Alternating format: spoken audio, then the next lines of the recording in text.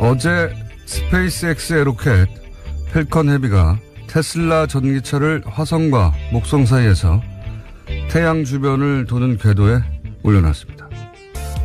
그리고 추진체 양쪽에 달려있던 부스터는 계획했던 착륙 지점에 정확히 복귀했습니다. 그 복귀 장면에 저도 모르게 박수를 쳤습니다. 사람을 흥분시키는 기업가 정신이라는 게 그런 거죠. 인간의 상상력과 가능성을 확장하는 도전 정신. 물론 돈을 목표로 한 경영도 룰만 제대로 지킨다면 비판받을 이유 전혀 없습니다. 우리 모두 먹고 사는 문제는 중요하니까요. 그런데 기업가 정신은커녕 룰을 제대로 지키기는커녕 오로지 자기 재산만을 위해서 편법과 범법을 저지른 이재용 부회장을 그냥 석방시켜버리는 판사. 그걸 또 옹호하고 자빠진 언론들을 보면 그런 생각을 합니다. 후져도 너무 후지다. 한편으론 다행이라는 생각도 들긴 합니다.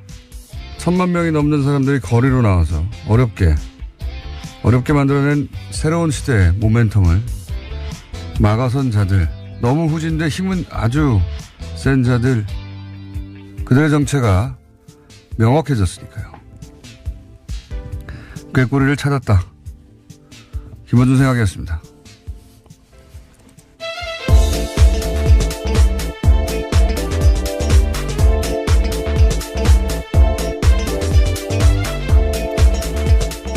시사인의 김은지입니다. 네.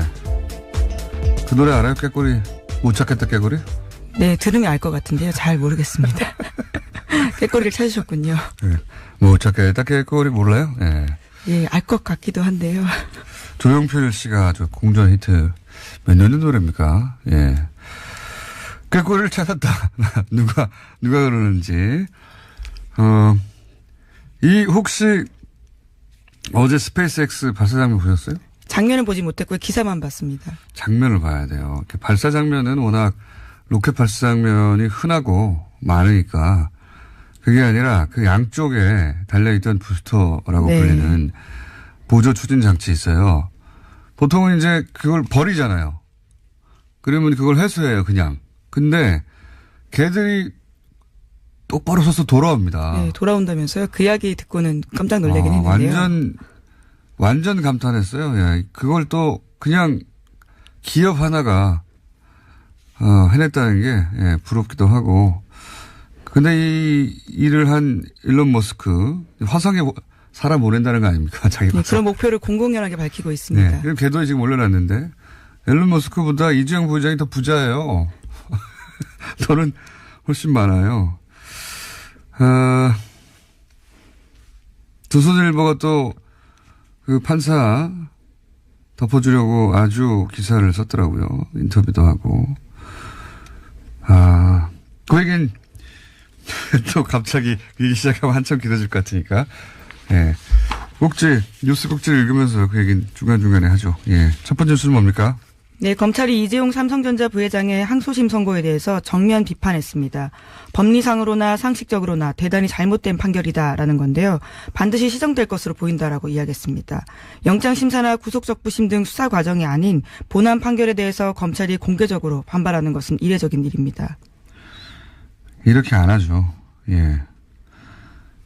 검찰, 변호사는 양쪽에서 공방을 벌이고 사실 판사가 심판을 보는 법정이기 때문에 검찰이 공개적으로 더군다나 2심 판결에 대해서 이렇게 조목조목 비판하는 거는 저는 본 적이 없어요. 예. 근데 굉장히 조목조목 비판을 했죠. 예. 네, 어제 국정농단 사건에서 장시호 씨에게는 2년 6개월 실형이 선고됐고 차은택 씨도 21억 원 횡령으로 3년 실형 선고됐다라고 하면서요. 이재용 장충기의 책임이 그 두 사람보다 더 가벼운지 묻고 싶다라고 이야기도 했습니다. 누가 그렇게 생각하겠어요. 예. 장시호 씨도 그렇고 차은택 씨도 그렇고 예. 액수도 더 적어요. 훨씬 더 적고 근데 풀려났고 이 사람들은 이제 감옥에 가 있는 거 아닙니까? 그리고 뭐 저는 다른 이야기도 다른 이야기지만 안정범 수첩. 그렇죠. 예. 본인이 스스로 본인의 생각을 적은 게 아니라 대통령이 한 말을 적은 것이라고 거기 내용은 전부 다 그렇게 직접 얘기하고 그 상황도 구체적으로 얘기하고 뭐 영차 독대에 대해서도 다 얘기했는데 다 인정이 안 됐어요. 다. 다른 재판에서 모두 인정이 되는데요. 유일하게 이 재판에서만. 그러니까 정영식 부장판사만 이것의 증거 능력을 부인한 겁니다. 말도 안 되는 겁니다. 다른 판사들 바보 만든 거예요. 인정하지 않을 수가 없죠. 실제로. 쓴 사람이 대통령 이야기를 직접 쓴 거라고 하고 실제 내용도 다 그 내용이고요. 자기 의견이 있는 게 아니거든요. 거기. 네, 그리고 또 실제로 국정에 반영이 돼서 실행된 내용들이 굉장히 많습니다. 그러니까요. 그걸 보고 어떻게 증거 능력을 부인합니까? 이 말도 안 되는 거고요. 그리고 또 뭐 언론에서도 다 여러 차례 지적했고 또 검찰도 얘기하는데 거기 보면 36억 원으로 이제 뇌물액을 어떻게든 축소하려고 쥐어짜잖아요. 쥐어짜다가 예를 들어서 말 탄 거, 뭐 20억짜리 비탄하나 7억짜리 라오싱이나 판결문에 보면은 그 말을 공짜로 탔는데 그 말을 공짜로 탄 이익은 계산하지 않았다. 네. 예. 탄 사실은 또 인정을 했습니다. 그건 부인할 수가 부인할 없기 수가 때문에요. 없으니까요. 근데 이 말을 탄 비용은 그 계산이 불가능하다. 뭐가 계산이 불가능합니까? 실질적 피해 간 거죠. 계산하면 돈이 너무 많아지거든요. 그러니까 그것도 빼버렸어요. 그리고 문영표, 우리가 그 다음날 계속 얘기했지만 문영표 전 이사장 같은 경우에 본인이 인정했거든요. 본인이 삼성의 승계 작업에 도움이 되라고 이거 한 거라고 인정해가지고 감옥 가 있는 거예요. 지금 유죄 받고. 본인이 인정했는데 이것도 빠졌어요. 그럼 이 사람은 왜 그랬습니까? 혼자서? 이 얘기도 들어갔어야죠. 다 연결돼 있는 건데. 승계 작업 때문에 이런 돈을 줬다고 하는 건데 승계 작업 때문에 국민연금공단 이사장이 그런 일을 한 것에 대해서 국민연금공단 이사장은 인정했어요. 본인이 스스로 자기 입으로. 그러면 왜 이게 가만히 안 되는지 써야 될 거 아닙니까 여기에. 없어요. 내용이. 이것도 말이 안 되고요. 다 말이 안 돼요. 보다 보면. 근데 이제 뭐 이거 언론들이 떠드는 거하고 검찰이 직접 얘기하는 건 다른데 검찰이 지금 공식 입장을 이렇게 내놨죠. 예. 열을 좀 받았을 겁니다. 아주. 네. 게다가 현직 법관도 이에 대해서 비판의 목소리를 내고 있는데요. 김동진 인천지법 부장판사입니다. 자신의 페이스북에다가 이재용 판결에 대해 동의하지 않는다라고 짧게 글을 썼는데요. 이 또한 이례적인 일입니다. 1심에서 요 얘기 한마디만 더 해야겠네요. 1심에서 그 삼성에서 계약서를 내놨잖아요. 갑자기. 이 말 소유권은 우리에게 있다고. 네. 재판 진행하는 중간에 예. 그랬습니다. 그거를 1심 재판부는 안 받아들였어요. 사실상. 왜 안 받아들였냐. 그 내용이 쟁점을 너무 고스란히 담고 있다는 겁니다. 그러니까 그 쟁점을 알고 나서 쓴 계약서라고 본 거예요. 당시 1심 재판부에서는. 근데 여기서는 그런 것도 없어요. 다 받아줘요. 다 그냥 삼성의 주장 전체를 다 받아줬다고 보시면 됩니다. 네, 피해자 논리 그 자체가 삼성의 주장이었기 때문에요. 이럴 거면은 옷을 벗고 삼성 변호사가 됐어야죠. 참네. 자, 그다음은요. 네, 이러한 이재용 항소심의 후폭풍이 다른 재판에도 영향을 미치고 있는데요. 앞서 말씀드린 것처럼 정영식 부장판사는 안종범 업무수첩의 증거 능력 인정하지 않았습니다. 이 논리를 고스란히 받아서 주장한 변호사가 나타났는데요. 사기 등의 혐의를 받고 있는 한모 씨의 재판에서입니다. 한 씨는 최순실 씨의 독일 금고지기로 지목되고 있는 데이비드 윤 씨와 함께 개발부동산 사기쳤다라는 혐의로 구속된 바 있는데요. 어제 재판에서 한 씨 쪽 변호인이요. 증거로 동의했던 안종범 수첩에 대해서 입장을 바꿔서 부동의하겠다라고 밝혔습니다. 이 변호사 잘못이 아니에요. 상급심에서 그렇게 판단이 됐으니까 증거를 인정 안 했으니까 땡큐죠. 땡큐. 변호인 잘못이 아니라 상급심에서 부정됐는데 예, 하급심에서 이쪽 불리한 쪽에서 예, 변호인 측에서 대단히 고맙죠. 더 망가뜨리고 있는 거예요. 이 재판 전체를 관련 재판들을. 그런 정영식 부장판사는 또 조선일보에 인터뷰를 해가지고 판사 비판에 대해서 사회가 미성숙해서 그렇다는 식의 인식을 가지고 있더라고요. 사회가 성숙해가는 과정이라고. 가소롭습니다. 정말 저는 그 발언이. 자신이 한 판결에 대해서 막 분노하는 시민사회가 있잖아요. 그 인식을 이런 식으로 평가하는 거예요. 그 미성숙해서 그렇다고. 이런 식의 선민의식이 시대에 얼마나 동떨어졌는지 본인은 모르는 겁니다. 위에서 내려다보면서, 미성숙해서 그래. 이런 인식이야말로 미성숙한 거예요. 지금 시대가 어떤 시대인데 지금 판사라고 해서 자기를 비판하니까 미성숙해서 그렇다고. 가소롭습니다, 정말 저는. 이런 인식이. 이걸 또 인터뷰를 해줘요, 조선일보에서는. 또, 흥분하면 안 되는데. 자, 다음 뉴스는요. 다른 뉴스로 넘어가죠. 예, 국방부 5.18 특별조사위가 어제 지금까지의 조사 결과를 발표했습니다. 5.18 민주화운동 계엄군에 헬기 사격이 있었다라고요. 38년 만에 처음으로 공식화했습니다. 전두환 씨 등 신군부는 1980년 5월 21일 자위권 발동 전에는 광주에 무장 헬기 없었다라고 지금까지 주장해 왔는데요. 헬기 사격 없었다란 주장의 일환입니다. 하지만 5.18 특별조사위원회 조사에 따르면요. 그해 5월 19일부터 이미 무장 헬기 3대가 광주에 있었다라는 겁니다. 그러니까 21일과 27일 헬기 사격을 인정한 겁니다. 어디다 대고 미성숙하다 그럽니까, 사회가. 자기 판사면 다예요? 네, 5.18로 넘어왔습니다. 생각할수록 화가 나요. 자, 저는 이거 보면서 이 이야기는 뭐 수십 년간 있었던 얘기예요. 수십 년간. 근데 생각해 보시면 이게 38년이 걸렸어요. 너무나 명백한데, 더군다나 그 김대중 노무현 대통령 10년 시절에도 이게 안 밝혀졌어요. 이게, 지금 현재, 이제 이 생각을 하지 않을 수 없습니다. 지금 현재 뭐 국정원이나 각종 기관에서 여러 가지 이게 제대로 밝혀지는 게 쉬운 일이 아니다. 군 내에서 내부자들이 조직적으로 은폐하려고 할 때. 그렇죠. 굉장히 이미 조작됐거나 삭제된 증거들이 굉장히 많아서요. 그동안 어려움을 겪었습니다. 이런 명백하게 건물에 남아있는 자국이 있고 본 사람이 수백 명, 수천 명이 넘는데도 이걸 밝혀내는데 38년이 걸리는 거 아닙니까? 이것도 완전히 밝혀진 것도 아니죠. 누가 쐈는지 누가 명령했는지도 나오지도 않았으니까요. 네, 어제 발표에서 그 부분이 빠져서 아쉽다라는 평가가 있는데요. 이 또한 조사였기 때문에 강제할 권한들이 없어서 수사로 넘어가야 한다는 목소리가 커지고 있습니다. 그러니까 특조위가 뭐 수사권이 없으니까요. 지금도 역시 예를 들어서 뭐 세월호 특조위 다 될 것 같은데 보십시오. 헬기에서 총을 쏜 것도 기관총을 쏜 것도 38년 지나서 공식적으로 국방부에서 확인해 주는 거 아닙니까?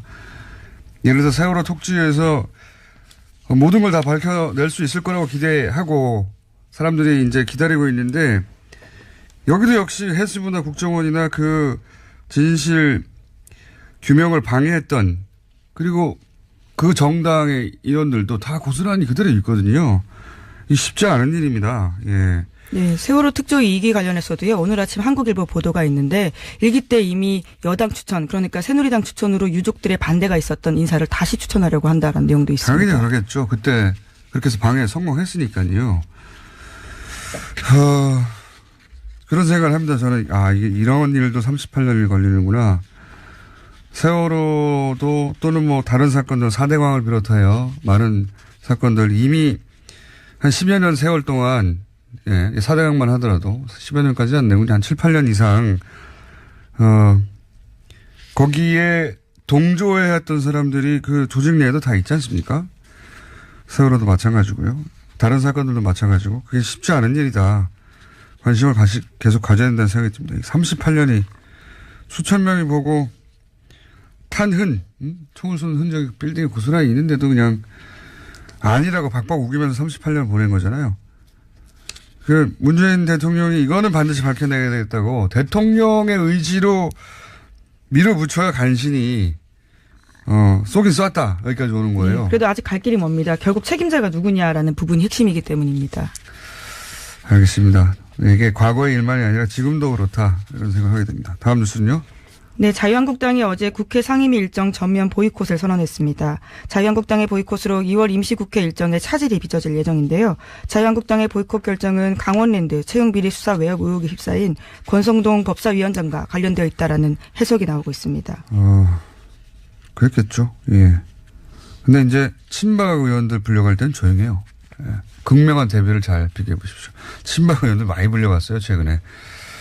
근데 권성동 의원은 안 된다 이거겠죠. 예. 근데 이제 검찰에서 독립적으로 수사를 하겠다고, 예. 춘천지검에서 다 사건 파일을 받았다고 하니까. 네, 수사단이 꾸려졌습니다. 별도로. 검찰 자체 내로 되겠나 싶은 걱정도 있긴 합니다만, 이거 제대로 못하면, 이재용 부회장 수사에 대해서 열받는 것도 스스로 자격 상실하기 때문에 이번엔 좀 기대해 봅니다. 예. 자, 다음 뉴스는요? 네, 요즘 포털 사이트에서 온라인 댓글 작업이 이루어지는 정황에 대해서 JTBC가 보도했습니다. 실제 댓글 작업의 일부에서 조직적으로 이루어지고 있는 정황을 제보받았다라는 건데요. 지난 1월 20일 독일에서 서버를 둔 계정에서 이메일을 받았다라고 합니다. 이 이메일을 보면요, 모니터 요원 매뉴얼이라는 파일이 있다고 하는데 문서에는 네이버 기사 링크를 공유하고 좌표를 찍어라라는 등의 구체적인 지시를 했다라고 합니다. 또한 USB와 텔레그램을 이용해서 보안을 지키면서 흔적을 남기지 말라고 했다고 합니다. 뭐 제가 작년 12월부터 옵션 열기 때부터 쭉 해왔던 얘기인데 거기 관련 꼭지가 2개가 있었네요. JTBC는. 예. 예, 또 좀 더 자세한 내용들이 있는데요. 관련된 문건에는 공통 아이디로 접속해 추천된 기사를 파악하라라고 강조하고 있는데요. 이에 대해서 3개월 동안 네이버 접속한 기록을 보니까 한 아이디에서 IP 주소만 2,600개가 넘었다라고 합니다. 특히 지난해 12월 23일에는 하나의 IP로 1시간 42분 동안에 400여 개나 로그인과 로그아웃을 반복했다라고 하는데요. 이것은 컴퓨터 프로그램으로 자동 접속한 흔적이다라고 보고 있습니다. IP 주소가 이렇게 많은 건요. JTBC 보도는 뭐 최대 2,600대 컴퓨터에서 접속한 걸로 보던데 이건 이제 VPN망 같은 거 가상 IP를 사용하면 한 사람도 혼자 앉은 자리에서 2,600 할 수 있어요. 예. 만들어낼 수 있습니다. 그러니까 이게 2,600대 최대 2,600대 컴퓨터에서 접속했다기보다는 IP를 그렇게 돌렸다고 봐야 되고, 프로그램을 계속 쓴 거죠. 예. 같은 아이디로 같은 댓글을 반복하기도 하고요.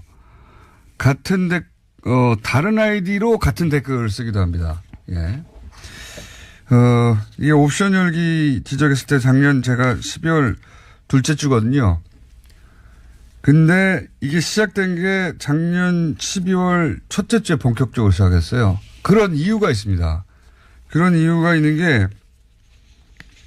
작년 11월 말에 네이버에서 댓글 규칙을 바꿨어요. 예, 요거는 제가 좀 길어지는 얘기일 것 같아서 내일이나 셀프 미니 다시 한번 하기로 하고 제 전문 분야거든요. 이런 거 나올 거라고 그랬잖아요, 제가. 이거 프로그램으로 돌리는 거라고 이거. 근데 여기 이제 이게 중요한 포인트입니다. 모니터 요원 매뉴얼이라고. 이게 만약에 이 제보가, 저는 이 제보 메일을 보지는 못했지만, 구체적인데, 요원이 있다는 거예요. 한 사람이 아니라 계속 들여다보는 24시간 요원이 있다는 거죠. 예. 한 사람이 아니란 얘기고. 그리고 공통 아이디로 접속하라는 말은 여러 사람이 작업을 한다는 거 아닙니까? 있다. 누군가가. 세력이. 예. 그 세력이 쓴 글들은 전부 다 정부 비판 기사예요. 예. 요거 관련해서 제가 이때까지 파악한 정황 가지고 미니 한번 하죠, 뭐. 자, 시간이 다 됐네요. 오늘 여기까지 하고요.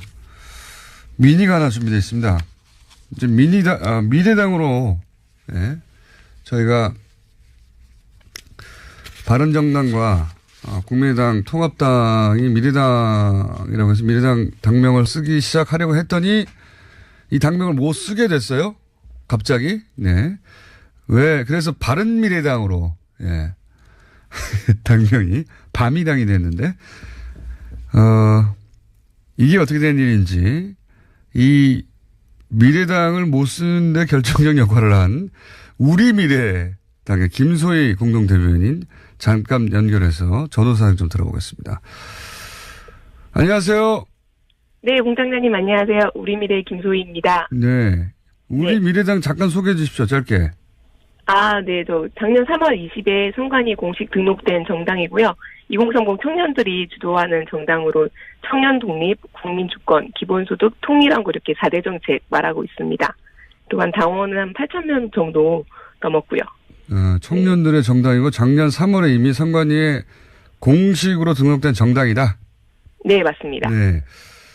그런데 이제 우리 미래당이 있고, 우리 미래당이 있기 때문에 약칭으로 미래당으로 불릴 텐데 이거를 미래당이 뺏어가면 안 된다. 이런 위기 의식에서 선관위에 약칭 신청을 했나 보죠?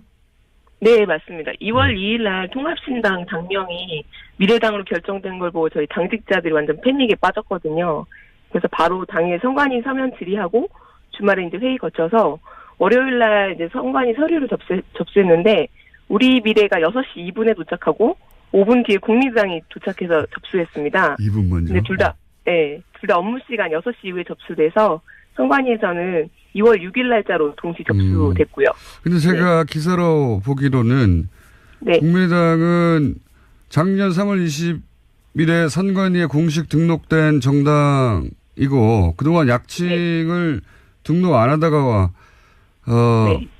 그 국민의당에서 이 미래당 당명을 등록하려고 하니까 그때서야 네. 부랴부랴 왔냐, 네. 진작에 하지 그랬냐 이런 얘기가 있었는데요.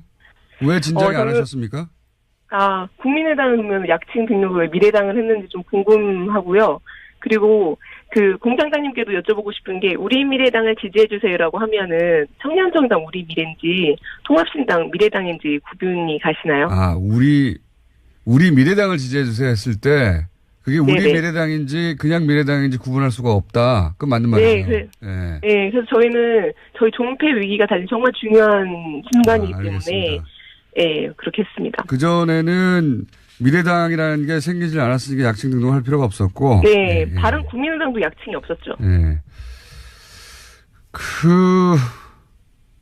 그걸 미래당이라고 지으면서 우리 미래가 있는지 몰랐겠죠, 그쪽에서는. 아니요.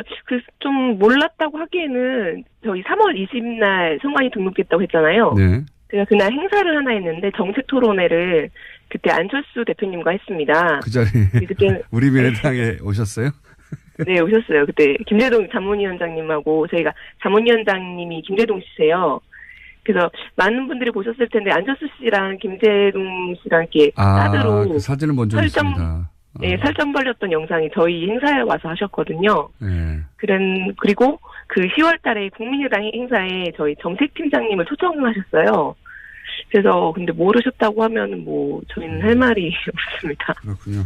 몰랐을 리가 없는데 그렇게 정했고 그것이 이제 우리 미래의 존립을 위협하는 약칭 등록을 하지 않으면 안 될 절박한 상황이어서 어쨌든 결국은 우리 미래당의 손을 선관위가 들어줬어요. 네. 네. 축하드리고요. 네, 감사합니다. 그러면 이 덕분에 우리 미래당이 널리 알려졌으니까 안철수 대표에게 화한 정도 보내세요. 고맙다고. 네, 한번 검토해 보겠습니다. 네. 우리 미래당 소식은 다음에 한번 기회 되면 저희가 초대해서 들어보기로 하고요. 오늘은 전후 사정이 어떻게 됐나 한번 들어보려고 연결했습니다. 오늘 말씀 감사합니다. 네, 감사합니다. 네, 우리 미래당의 김소희 공동 대변인이었습니다.